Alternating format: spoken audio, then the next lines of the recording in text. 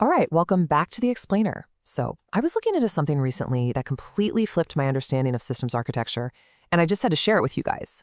Okay, let's dive right into this.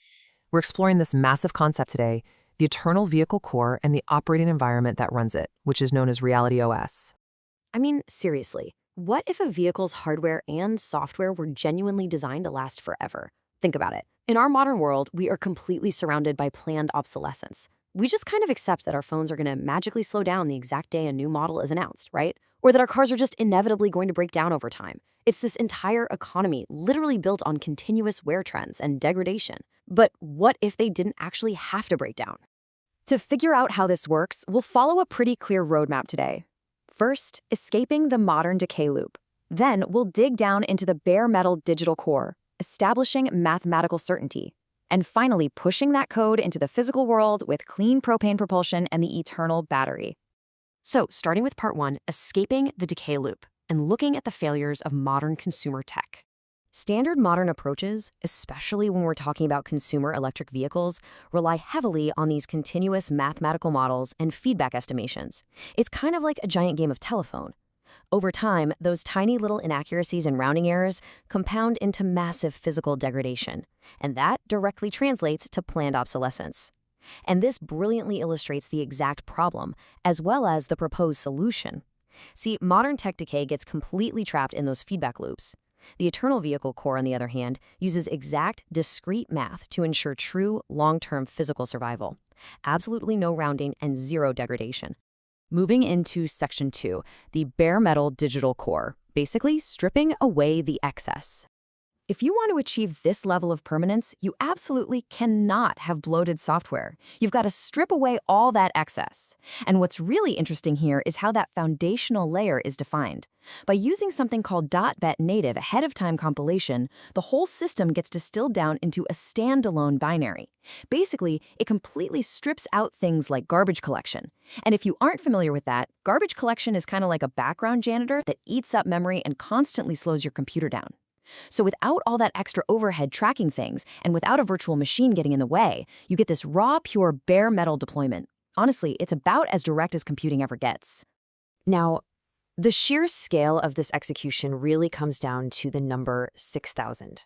Specifically, we're talking about 6,000 in-memory Pisano tiles. Let's unpack that for a second.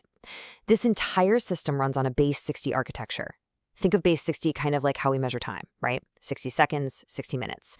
It's a framework that allows for incredibly clean divisions without any messy leftover decimals. So, those 6,000 tiles effectively acts like a highly synchronized, massive multi-lane highway. They're processing data simultaneously to form the absolute core execution lattice of the entire vehicle. So how does that concurrent engine actually function? Well, step one, it executes that massive parallel grid across all 6,000 tiles we just talked about. Step two, it calculates exact rational fractions. And to pull this off, it actually uses exact Fibonacci calculations, nature's very own mathematical sequence, to map out magnetic curvature without a single drop of guesswork. And finally, step three, it outputs a raw hex stream. And this stream is essentially an absolute definitive set of physical instructions for the vehicle that leaves literally zero room for ambiguity. All right, section 3, provable mathematical certainty. Basically, achieving zero floating point error. So, the crucial point is exactly how this system guarantees ultimate digital stability. Because, let's be real, it's one thing to just say your software is exact, it's a completely different thing to actually prove it. This system's electrodynamics logic relies purely on exact rational fractions. Think of continuous floating point math like trying to divide a pizza into thirds using decimals. You get 0.333 endlessly, and eventually a crumb gets lost in the math. But exact rational fractions, they just use whole numbers, 1 over 3. That crumb is literally never lost. The rounding errors just completely disappear. What I found absolutely amazing about this is that they didn't just run some tests. They actually formally proved it using Lean4 structural verification. They mathematically proved that a runtime crash causing a division by zero exception is practically physically impossible in this code. Why?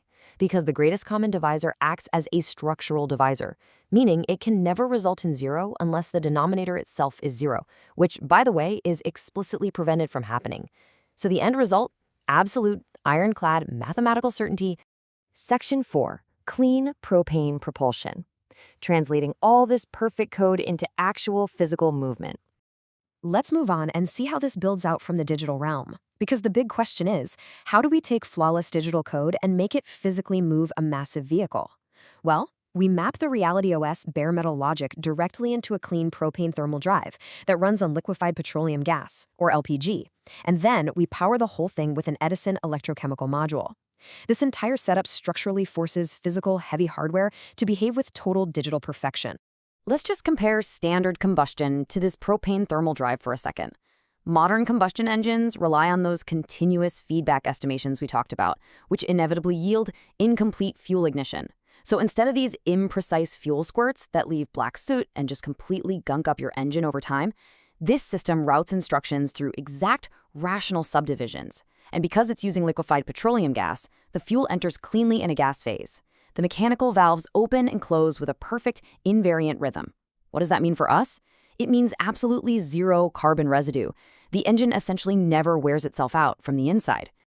And finally, we arrive at Section 5, the eternal battery, powering the invariant. Look, to truly escape the decay loop, the energy storage literally has to last for decades. Modern lithium-ion batteries, they rely so heavily on cloud-connected battery management software that actually induces deliberate depreciation over time just to artificially shorten the lifespan. And yeah, let's not even mention the serious thermal and fire hazards.